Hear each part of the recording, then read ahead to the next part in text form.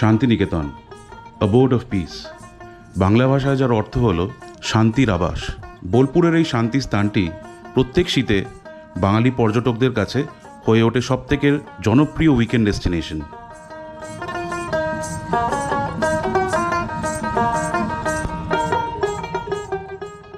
December মাসে সপরিবারে আমরা বেরিয়ে পড়েছিলাম শান্তিনিকেতনের উদ্দেশ্যে। আমরা যাব ট্রেনে করে। আজকের ভিডিও সেই যাত্রা নিয়ে।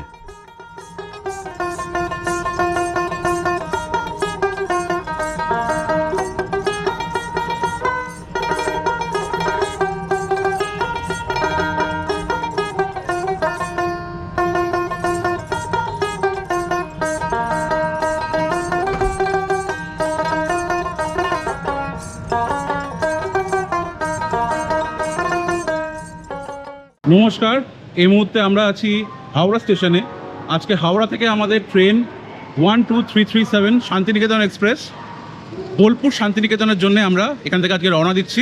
শান্তিনিকেতন এক্সপ্রেসের শিডিউল টাইম সকাল 10টায়। আপাতত আমাদের ট্রেন 1 ঘন্টা 40 মিনিট লেট।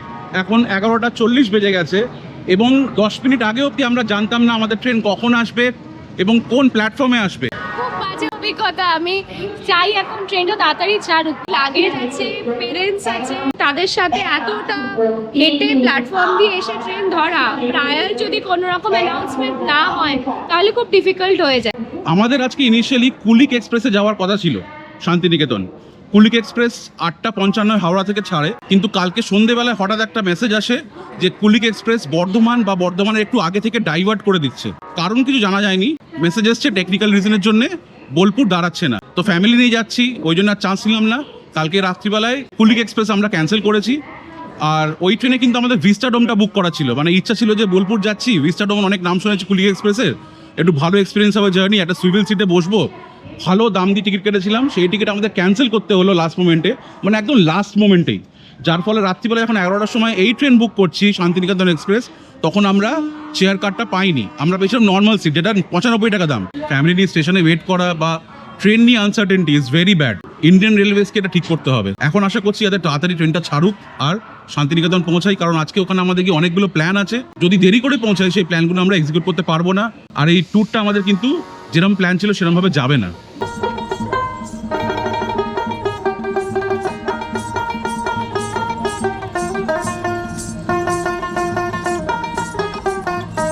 ট্রেনেই ছাড়লো 12টা বাজে 5 বাজে, 1 ঘন্টা 55 মিনিট লেট। এই ট্রেনটা অগ্নিবীণা সুপারফাস্ট এক্সপ্রেস হয়ে এসছে আর এখন যাচ্ছে শান্তিনিকেতন হয়ে। এসি সিটিংটা সামনের দিকে ছিল, ওটাও চেয়ার কার, কিন্তু এটা non AC chair car, 3+3 comfortable seats, leg স্পেসটা ভালো আছে। যেরকম দেখে এসেছিলাম তার থেকে অনেকটা কমফোর্টেবল এটা। প্রত্যেকটা কোচে ইন্ডিয়ান টয়লেট দিয়ে রেখেছে, তো আমি দেখলাম গিয়ে অপরিষ্কার নেই, ঠিকই আছে, ইউজেবল। এখন মেজর কনসার্ন হচ্ছে কখন পৌঁছবো। 55 minute late, 1 hour 55 minutes late. এতটা লেট স্টার্ট দেওয়ার পরে আলটিমেটলি আমরা কখন গিয়ে পৌঁছাই। ওয়েট করতে করতে বেচারা গলা ভেঙে গেল। গলা ভেঙে গেছে।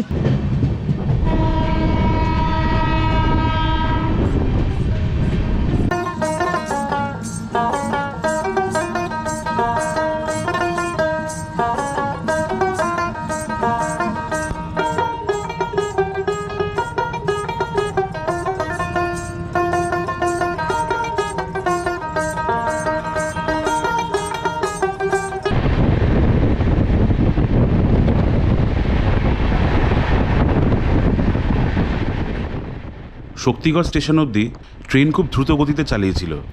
যেমনটা দেখতে পাচ্ছেন, ঘন্টায় 100 থেকে 120 কিলোমিটার গতিবেগেও ট্রেন ছুটেছে। কিন্তু বর্ধমানের পর থেকে অভিজ্ঞতাটা আলাদা।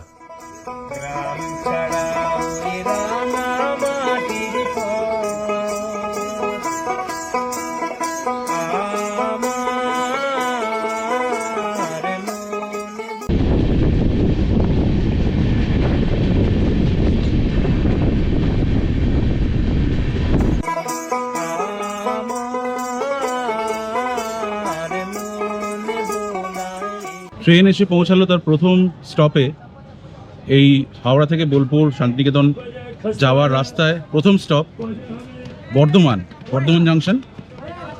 ট্রেন ঢুকলো 1:20-তে, অরিজিনাল টাইম ছিল 11:02-তে।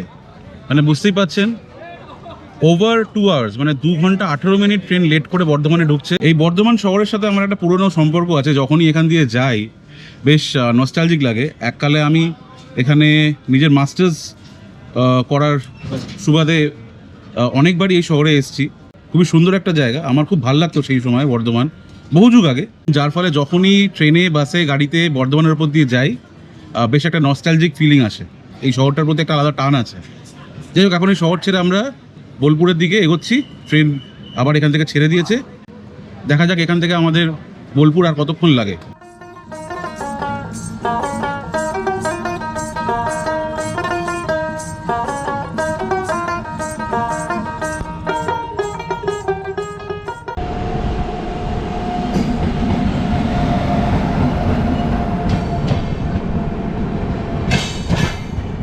ঘুষকাড়ার আগে একটি জায়গা আছে নোয়াদার ঢাল বলে, সেই জায়গায় ট্রেনটা 20 থেকে 25 মিনিট একই জায়গায় আটকে দাঁড়িয়ে গেল। খুব সম্ভবত লাইনে কাজ হচ্ছে, লাইন ক্লিয়ারেন্স পাচ্ছিল না, এবং এই জায়গাটাই হচ্ছে উৎস আমাদের পুরো এই হয়রানির। কাল থেকে যেটা হয়েছে, এই জায়গাটা দিয়ে ট্রেন পাস করছে না। কিছু কিছু ট্রেন, কুলিক এক্সপ্রেস যেরকম আজকে সকালে এখান থেকে ডাইভার্ট হয়ে চলে গেছে, যার ফলে আমাদের ট্রেনটা টিকিট ক্যান্সেল করতে হয়েছে। এই ট্রেনটাও ওই জন্যেই দেরি করে এলো এবং দেরি করে পৌঁছচ্ছে, এবং এইখানে আমরা দাঁড়িয়ে সেটা বুঝতে পারলাম কেন ব্যাপারটা হচ্ছে।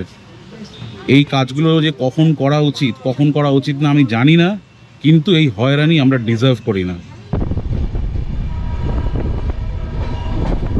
ফাইনালি যেখানে দাঁড়িয়েছিলাম সেখান থেকে আমরা বেরিয়েছি। অনেকক্ষণ ওয়েট করতে হয়েছে ওখানে লাইন ক্লিয়ারেন্সের জন্য। এখন আবার আস্তে আস্তে ট্রেন এগোচ্ছে, মানে ট্রেন আর বলতে গেলে সেরকম স্পিডে চলছে না। যে ঝড়ের গতিটা তুলেছিল আর কি শক্তিগড় অবধি, সেটা কিন্তু আর দেখা যাচ্ছে না। মানে ট্রেনটা একদমই প্রায় এখন আস্তে আস্তে চলছে, সেটা দেখতে পাচ্ছেন আমার বাইরের দৃশ্য দেখে। এখন অপেক্ষা কতক্ষণে পৌঁছাই আর কি, মানে আর ভালো লাগছে না, এত লেট হয়ে গেছে আমাদের। We are already running 2.5 hours late, মানে 2.5 ঘন্টা আমরা লেট এখন রান করছি পুরো প্ল্যানটার থেকে, পুরো আমাদের স্কেডিউলের থেকে।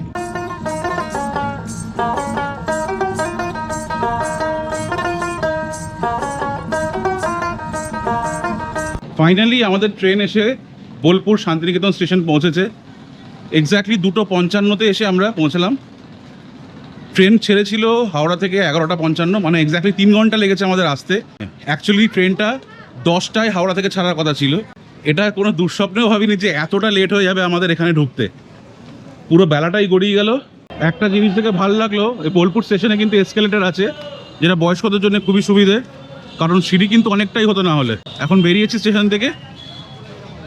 স্টেশনটা দেখতে বেশ সুন্দর করেছে, ভেতরটা বেশ অনেকটা উন্নত লাগলো আগেরবার যখন এসেছিলাম তার থেকে অনেকটাই চেঞ্জ ফর দ্য বেটার।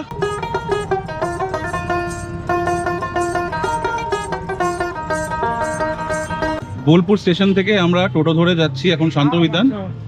4 জন, একটা টোটো, 100 টাকা নিচ্ছে এখান থেকে শান্তবিতান। বেশি দূর নয়, 2 কিলোমিটার থেকে একটু বেশি হবে হয়তো রাস্তা। তো এখন আমরা এই বোলপুরের ওপর দিয়ে যাবো, রাস্তাটা দেখাতে যাবো।